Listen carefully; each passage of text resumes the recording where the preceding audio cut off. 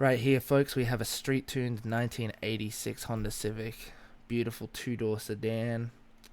But it is more than just a two-door sedan. This thing is used for street races. It's used for drag races. It's used for racing, period. As you can see, we've got the nitrous oxide in the back. We kind of need it to survive, because after this you won't be able to breathe. No, I'm just kidding. No, but on the real, one thing about it, first gear is boosted, and it is crazy. No, it's fucked, man, and I don't like how boosted it is, but not much I can do about it, to be honest. It's impossible to do hill starts in, but as you can see, I'm in second gear at the moment. We're getting up to about 60, and yeah, it's pretty good for a Civic. I mean, most Civics you'd be getting up to about 60 in maybe third gear. Civics and Accords are Civics and Accords are fairly similar with their designs and their flaws, but ones this old really don't have as bad of a reputation as some of the new ones might. It really just makes a difference whether or not you're trying to use the car for driving purposes or whether you're trying to use it for racing purposes. And of course, most people who bought Civics in America were looking for driving purposes and for, things like they wanted a nice manual setup that had a really strong and sturdy engine on it. And I've been very open on here about how I quite like Hondas myself and think that they're some of the best cars you can get for the money. They last forever. Like, they last so long. I've had a Honda Civic in my household for about 8 years now, and by that point it was already about 10 years old. And it really does make a difference when you think about it.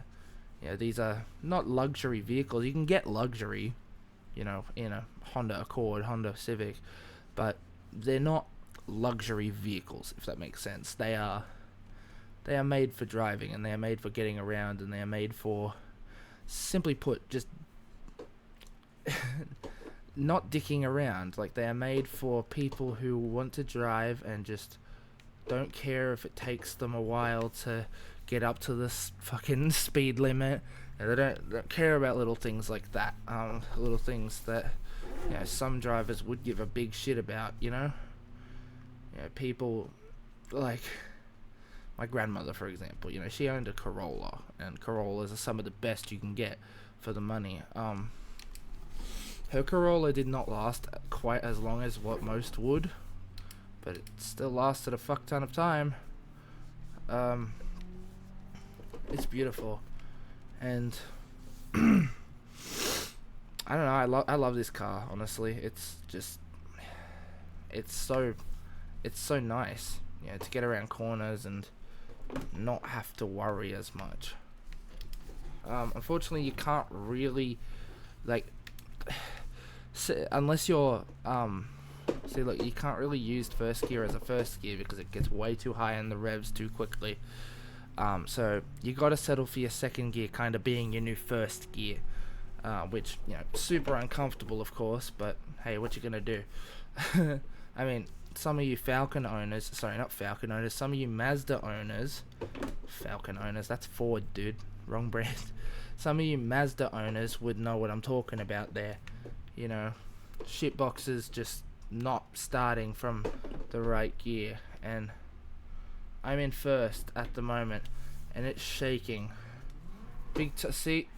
Oh, I had to sacrifice 1% of second gear to get that in as quick as I could without over-revving the engine. Luckily, Honda Civics and Honda Accords have quite strong transmissions, but not old ones like these. Oh, dude, I am sorry.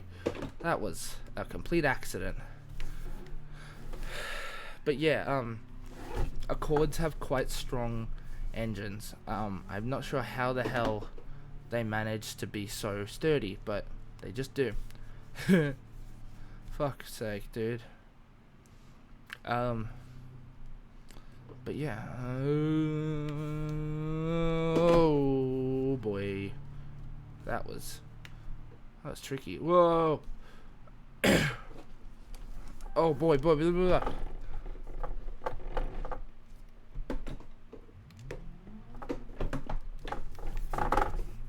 There we go.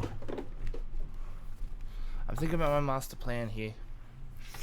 There's nothing better than coming to your fucking car meet, you know, in Australia with your beat up Civic.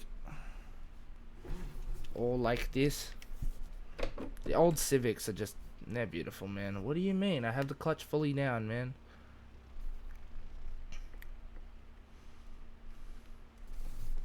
Yeah, just can you wait, please, buddy?